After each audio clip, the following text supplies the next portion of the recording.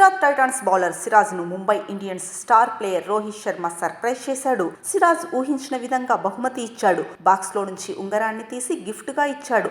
ఆ రింగును చూడగానే సిరాజ్ మురిసిపోయాడు. ఆనందంలో మునిగిపోయాడు. ఉంగరాన్ని వేలికి పెట్టుకొని ఛాంపియన్ అంటూ హ్యాపీగా ఫీల్ అయ్యాడు. దీనికి సంబంధించిన ఫోటోలు, వీడియోలు సోషల్ మీడియాలో వైరల్గా మారాయి. అయితే సిరాజ్కు రోహిత్ ఎందుకు బహుమతి ఇచ్చాడు, ఈ రింగు కథ ఏంటి అని అభిమానులు చర్చించుకుంటున్నారు.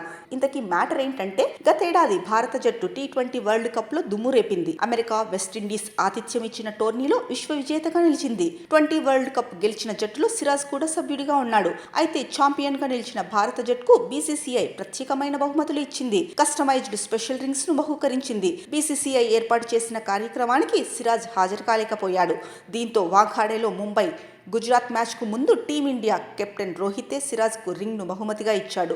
T20 వరల్డ్ కప్ గెలిచిన ఆనందాన్ని మళ్లీ అభిమానులతో పంచుకున్నాడు. రోహిత్ రింగ్ ఇచ్చిన సమయంలో ఇద్దరి ఫేస్లు వెలిగిపోయాయి. ఇద్దరి ముఖాల్లోనూ ఆనందం కనిపించింది.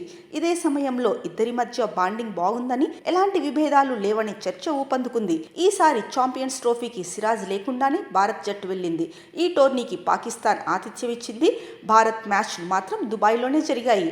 అయితే పిచ్ పరిస్థితుల ప్రకారం భారత జట్టు మేనేజ్మెంట్ స్పిన్నర్లకే ప్రయారిటీ ఇచ్చింది. ఎక్కువ మంది స్పిన్నర్లను దుబాయ్కి తీసుకెళ్లింది. దీంతో సిరాజ్కు ఛాంపియన్స్ ట్రోఫీలో ఆడే అవకాశం రాలేదు. హైదరాబాద్ ఎక్స్ప్రెస్ ను కెప్టెన్ రోహితే పక్కన పెట్టాడని చర్చ జరిగింది. ఆ తర్వాత సిరాజ్, రోహిత్ కలిసి మళ్లీ ఆడే అవకాశం రాలేదు. ప్రస్తుతం ఇద్దరు IPLలోనే బిజీగా ఉన్నారు.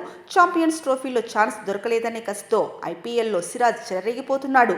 బౌలింగ్, ఫీల్డింగ్ లోనూ అద్భుతాలు చేస్తున్నాడు. ఆటతోనే సిరాజ్ ఆన్సర్ ఇస్తున్నాడంటూ అభిమానులు చెప్పుకుంటున్నారు.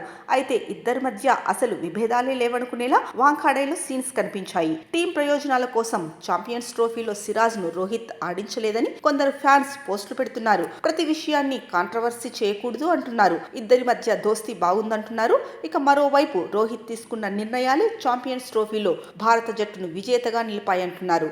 రోహిత్ అంటేనే స్పెషల్ అని, సెల్ఫ్లెస్ క్రికెట్ ఆడేందుకే ప్రయత్నిస్తాడని అంటున్నారు. జట్టుకు మంచి చేస్తాయి అనుకున్న నిర్ణయాలు మాత్రమే రోహిత్ తీసుకుంటాడని అంటున్నారు.